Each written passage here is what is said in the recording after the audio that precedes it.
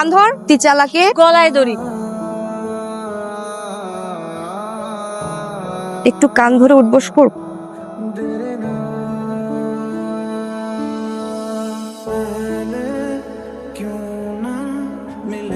কান ধর, তিচালাকে গলায় দড়ি। একটু কান ধরে উঠবস কর।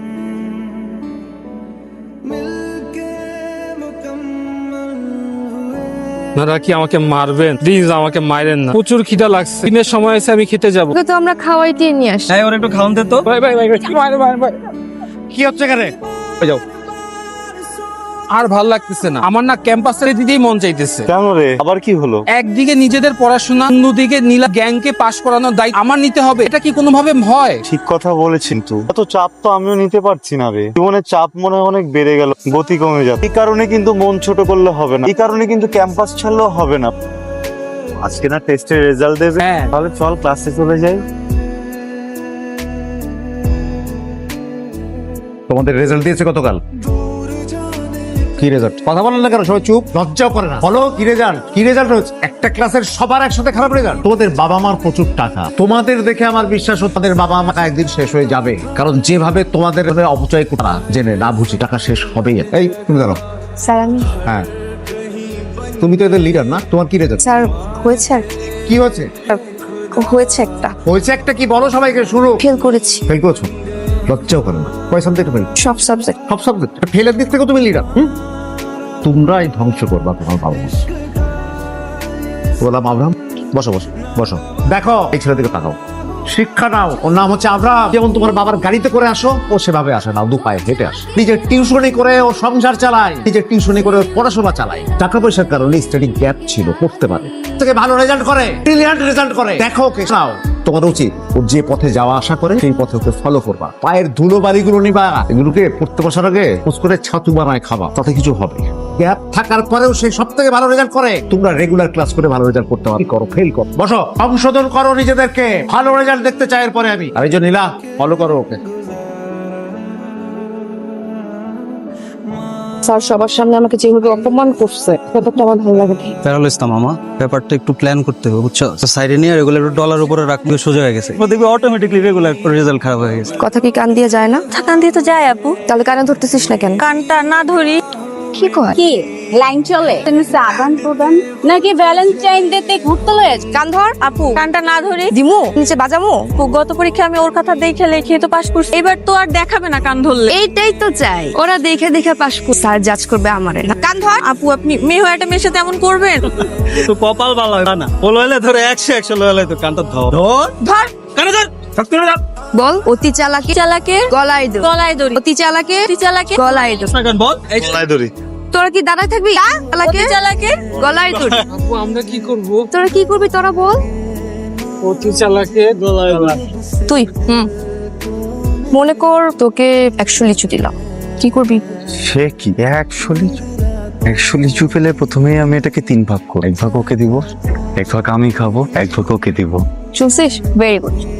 এই নে 100 থাপ্পড় দিলাম, কি করবি? ধর।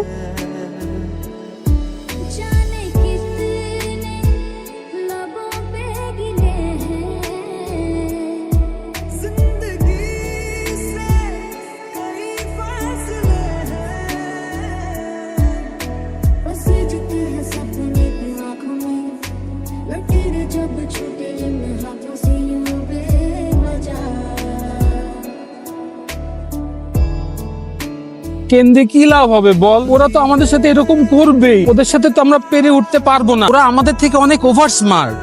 আমি তো এই জন্য কাঁদতেছি না রে। আমি তো জানি আমরা প্রত্যেকদিন ক্যাম্পাসে আসলে ওরা আমাদের সাথে এমন করে, কিন্তু কি হয়েছে না, আমার না পকেটে তেমন টাকা পয়সা নাই। ওরা আমার খাবারটাতে পানি ঢেলে দিতে, আমার খাবার নেওয়ার টাকা, এই জন্য কষ্ট পাই। বন্ধু, আমার কাছে যদি টাকা থাকতো তাকেই তো টাকাটা দিত, আমার নিজের কাছেই তো টাকাটা না। বুঝে না কেন খাবার নিয়ে মজা করে? খাবার কি মজার জিনিস? খুদা কি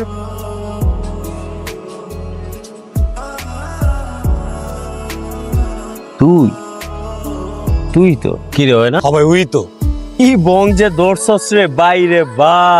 ভাইয়া আমি না আপনাদেরকে চিনতেছি না। না এখন তো আমার তুই চিনবিও না, সম্পর্ক বদলে গেল একটি পলকে।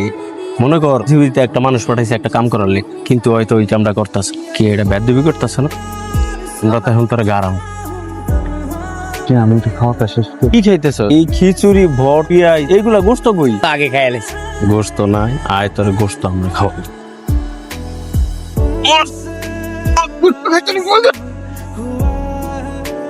কি বলছিলাম তোদের? এমনি পিটাতে বলছিলাম? ছেলেটা তোর ডোরের মতো পিটাইছো। ছেলেটাকে এভাবে মারার কোন দরকার ছিল? ও তো আমাদের ব্যাচমেট না? ওকে যেভাবে খুশি তোরা শায়েস্তা করছিস, যে সময় ছেলেটা মেনে নিছে, তার মানে তো এটা না যে তোরা এইভাবে মারবি। আমি তোকে বলছিলাম শায়েস্তা করার জন্য, মারতে তো বলি না। এটা কি তোদের নামে আমি ডিপার্টমেন্ট হেডের কাছে কমপ্লেন করব, বুঝছিস? দোস্ত, আমরা তো এইভাবে মারতে বলি না, জাস্ট থ্রেট দিতে বলছি, বড় জোর একটু কান টেনে দিতে বলছি, এইভাবে তো মারতে বলি না। কিভাবে কি হয়ে গেছে আমি নিজেই তো বুঝতে পারতেছি। দোষ বেশি ব্যথা পাইছো, সমতা মারছে না? কি করছে ছেলেটাকে?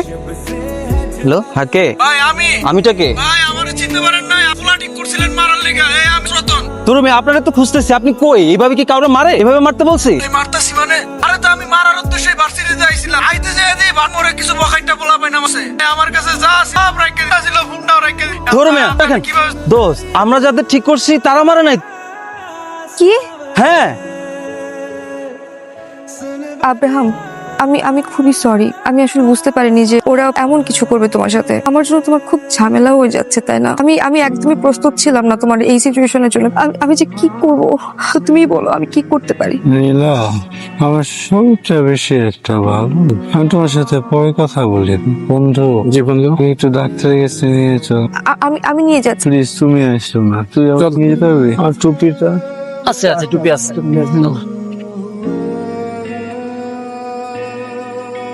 আব্রাহাম, দেখেন আপু, আজকে কোনো সিন ক্রিয়েট করেন। ও অনেক অসুস্থ, ওকে প্যারাসিটামল দিছি, 3-4 দিন খেলেই ভালো হয়ে যাবে। লোয়ার পরে আবার বিরক্ত করতে আইসা। ভাইয়া আমি আজকে সিন ক্রিয়েট করবো না। তোমরা একটু সাইডে যাও, আমার আব্রাহামের সাথে একটু কথা, ঠিক আছে? Abraham, okay, I am sorry. আসলে তোমার সাথে অনেক অন্যায় করে ফেলেছি, অনেক অবিচার করেছি। ছোটবেলায় মাকে হারিয়েছি, তো একাই বড় হয়েছি বলা যায়। বাবা সবসময় বিজনেস নিয়ে ব্যস্ত থাকতেন, আমাকে ওইভাবে সময়টা দিতেন না, যেটা আমি সবসময় চাইতাম।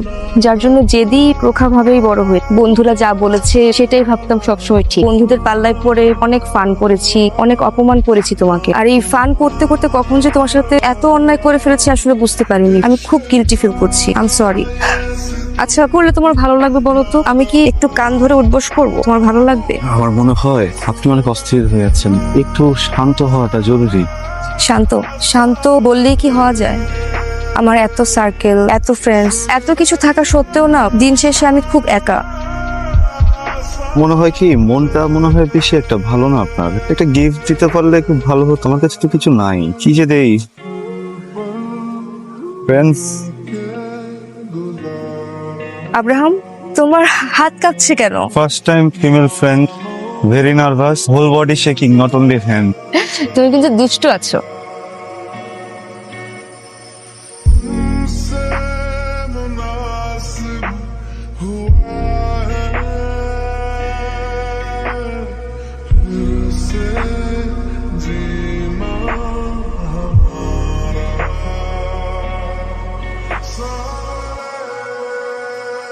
নীলা আব্রাহামরে নিয়ে একটু বেশি বাড়াবাড়ি করতেছে। তা তো করছে। ব্যাপারটা আমার একদমই পছন্দ হইতেছে না, বুঝছস? তাহলে কি করবি? সাইডে নিয়ে গাড়াই দিই। আরে না, গাড়ানো যাবো না। একবার গাড়াই দিছিলাম, নীলা এসে আমার হাত সরাই দিচ্ছে। আবার দেখি পাশে ওরা যায় পানি খাওয়াই দেয়, বা যায় একসাথে হাঁটে। আর আমি যদি কিছু করতে যাই অনেক ক্রিয়েট করবো, এটা করা যাবো না। কি অবস্থা তোমাদের? আমি তো কিছু করিনি আপু আজকে। আমি বলছি তোমরা কিছু করছো। সরি। আব্রাহামকে দেখছো? দেখো নাই? আচ্ছা বসো। আব্রাহামকে দেখছো? না।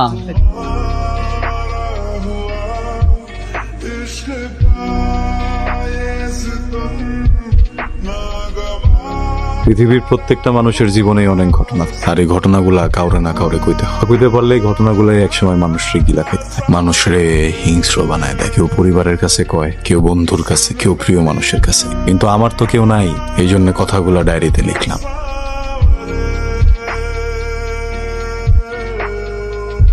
আমি আব্রাহাম জীবনের অঙ্ক মিলাইতে গিয়া অনেক সহজ জিনিসটা জটিল বানাই। বুঝে না বুঝে একটা সময় ড্রাগসের সাথে সহজ টাকা। আমার কাছে মনে হয়েছে পড়াশোনা করে কি চাকরি বাকরি দিয়ে চিন্তাই, এটাই তো ঠিক আছে। কিন্তু আমার একটা দুর্বলতাও আছে, একটা এতিমখানা। ওইটা আসলে আমার না, আমি নিজেই ওইখানে বড় হয়েছি। ওই জায়গার পোলাপাইনিরা দেখলে মনে হয় যে একটা পোলাপাইনি আমি। ওরা যখন খায় মনে হয় আমি খাইতেছি, ওরা যখন পড়ে মনে হয় আমি পড়তেছি। পৃথিবীর সব শান্তি মনে হয় ওই এতিমখানাটার ভিতরেই। স্যারেরা ভাবছিল আমি অনেক বড় হবো, পড়ালেখা করে খাওয়াইছে, বড় করছে, কিন্তু স্যারের মুখে চুন খালি দিয়া দিছি। কিন্তু তাকে একটা কথা আমি রাখছি, এতিমখানাটা এখন আমি দেখাশোনা করি। তারা কেউ জানেই না আমার কাম কি। হঠাৎ কইরা আমার এতিমখানা থেকে কয়েকটা বাচ্চা অপহরণ করতে আইছিল। আমার নাম কিসলু, হাতে নাতে পায়া ছুরিটা নগদ ভইরা দিছি। পরে জানছি ওইটা